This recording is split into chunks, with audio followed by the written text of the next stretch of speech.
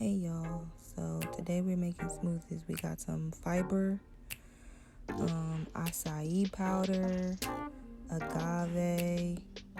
We got some homemade sea moss, almond milk, and yogurt, mixed berries, spinach. So we're starting off with some bananas, some pineapple, some spinach. I like a lot of spinach. Put that in there. Got you some strawberry yogurt, fiber, acai powder, some mixed berries.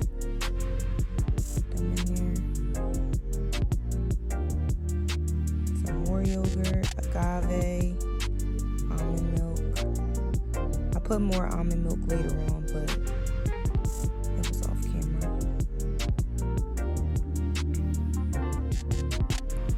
And now we're gonna blend it. So you'll see I'll blend it, and then off camera I take it off and put more milk in it. Almond milk. And then there you have it.